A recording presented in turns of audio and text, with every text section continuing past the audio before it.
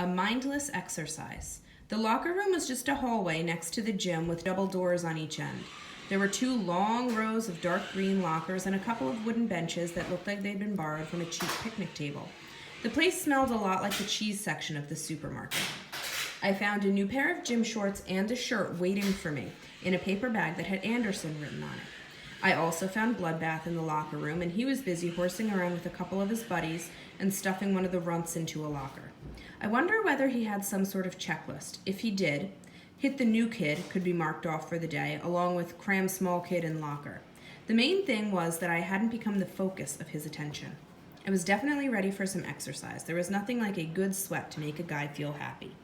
I followed the rest of the class out of the locker room and into the gym. "That's Mr. Acropolis," Torchy said, pointing to a man standing in the middle of the floor. The guy looked like someone who used to lift weights but had given up exercise a year or 2 ago. His muscles were still there, but they were starting to drip. I checked around the gym to see what we were going to play. There weren't any nets up, so it wouldn't be volleyball. There weren't any mats, so I figured we wouldn't be wrestling.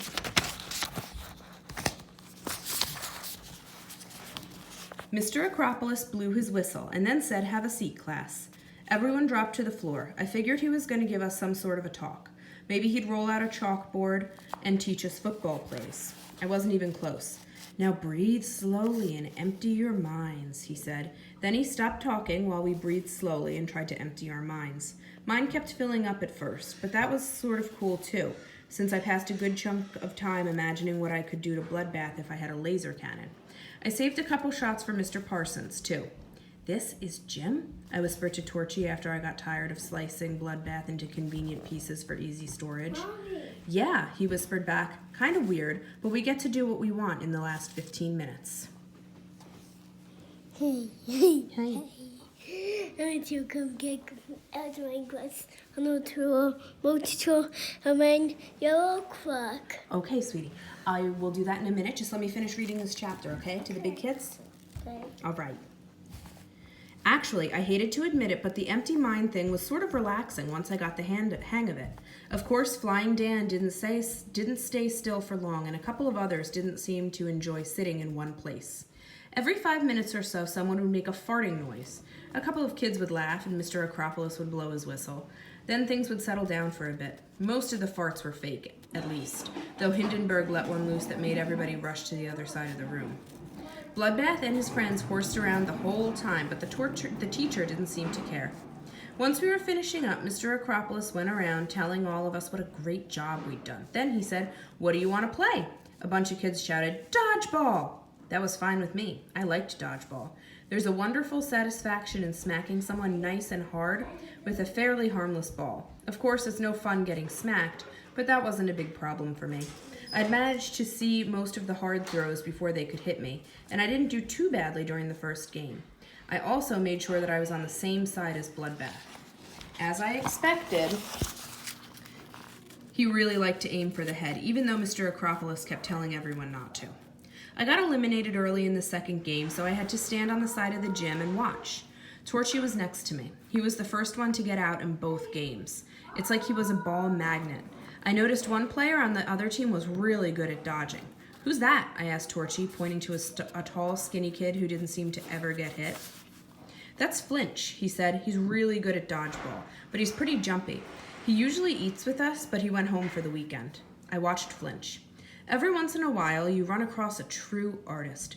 I'd known one kid, Steve Minetti, who made the best card houses I had ever seen. He could pile up 3 or 4 decks of cards into all these great castles. No one else I knew even came close. And there was this girl down the block from me. She could climb trees like she was born in the woods.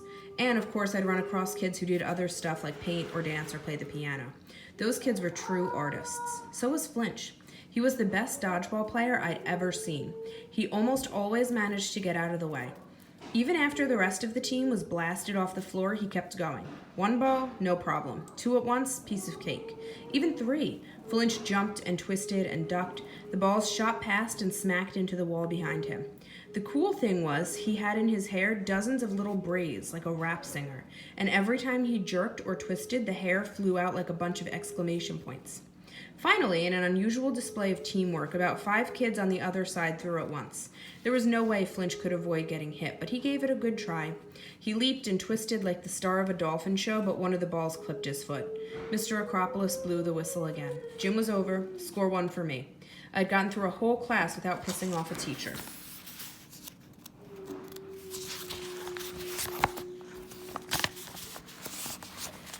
Of course, Mr. Acropolis had never even given a sign that he knew that I was there. Time for lunch next. Do they do anything strange during the meal? I asked Torchy. Sometimes, he said. For a while, Principal Davis read to us while we ate, and sometimes they play music. But lunch is lunch, and there really isn't too much they can do to mess with it. He was right. Lunch was pretty normal, except for the food was just as awful as it had been at dinner and breakfast. I guess that was normal for Edgeview. After lunch, it was time for science, which I was looking forward to since I'd heard so much about Mr. Briggs.